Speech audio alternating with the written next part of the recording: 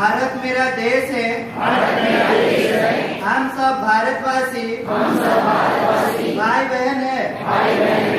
हम अपना देश प्राणों से भी प्यारा है। उसकी समृद्धि और विविधता संस्कृति पर हमें गर्व है। हम इसके सुयोग अधिकारी बनने का प्रयत्न सदा करते रहेंगे। हम अपने माता पिता शिक्षकों एवं गुरुजनों का सदा आदर करेंगे और सबके साथ शिष्टता का व्यवहार करेंगे। हमें अपना देश और देशवासी के प्रति वफादार रहने की प्रतिज्ञा करते हैं।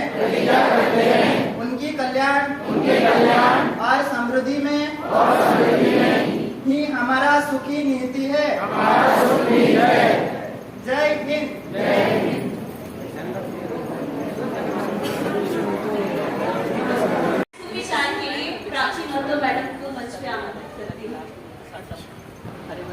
Good morning to one and all present here, respected teachers and my dear friends. Today's thought of the day is, life is like a book. Every day is a new page. Learn something new on every page because this experience makes us truly rich. इसका मतलब है कि जीवन एक पुस्तक की तरह है। हर दिन एक नया पन्ना, हर पन्ने पर कुछ नया सीखें, क्योंकि यही अनुभव हमें सही मायने में समृद्ध बनाता है। Thank you. बहुत बहुत धन्यवाद मैडम। कार्यक्रम की अगली कड़ी में मैं हम सबको देश विदेश राज्य के समाचार से अवगत कराने के लिए नेहा गंधर्व मैडम को बुलाना चाहूंगी।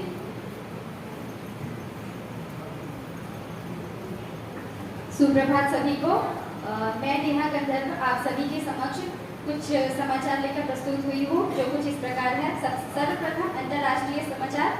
गाजा को खाद्य आपूर्ति में भारी गिरावट आई क्योंकि इजराइल ने नए सीमा शुल्क नियम लागू किए। इजराइल के माध्यम से गाजा तक सहायता ले जाते हैं।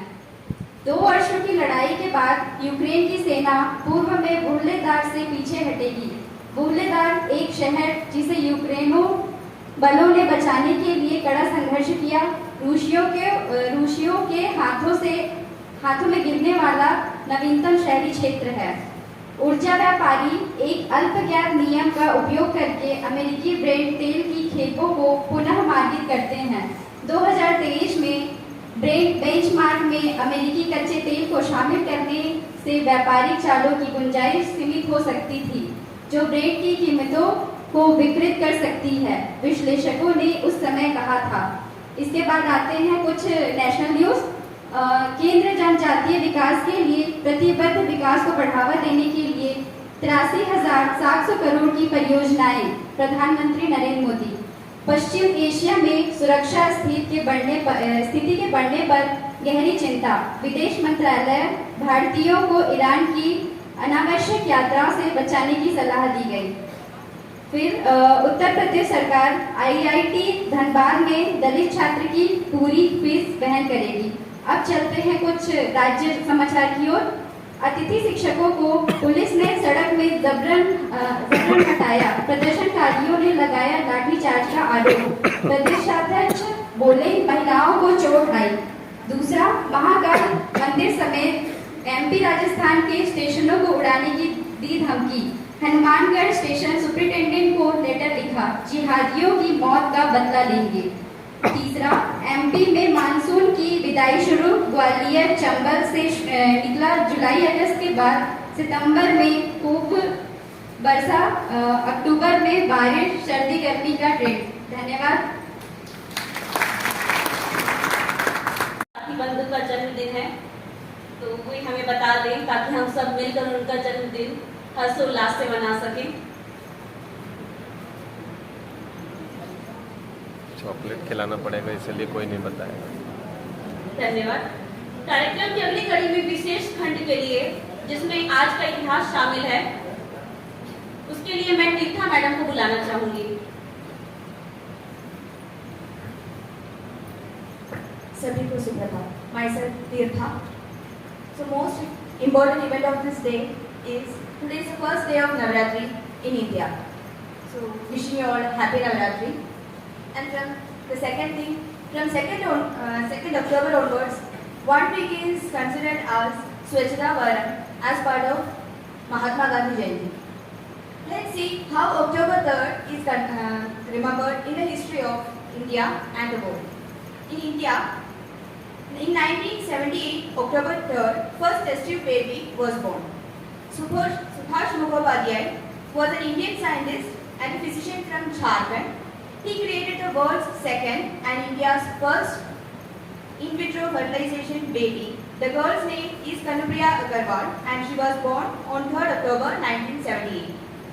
In 1923, October 3rd, it is the death anniversary of Kadambini Ganguly.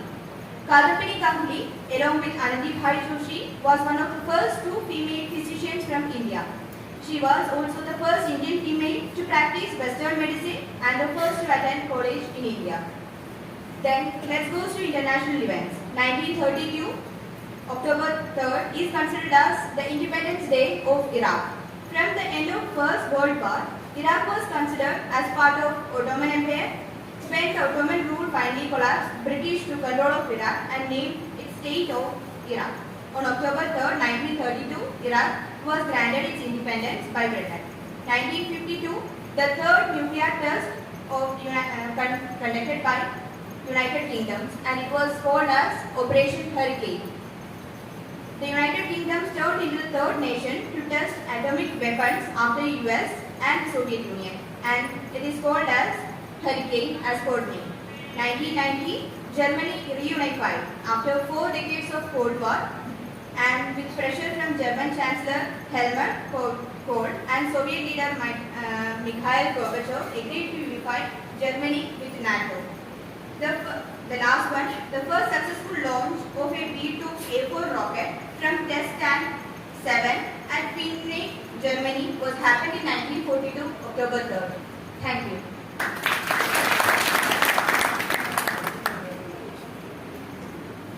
Thank you so much madam. कार्यक्रम के अगले पड़ाव में मैं संस्थान के किसी भी मेंटर को आमंत्रित करना चाहूंगी ताकि यदि कोई सूचना हो तो भी सबको अवगत करा सके.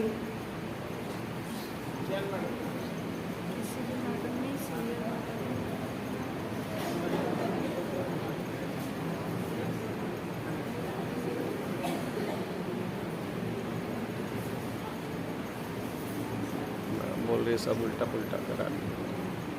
सभी को सुप्रभात. और सबसे पहले शारदीय नवरात्रि की आपको बहुत बहुत शुभकामनाएं.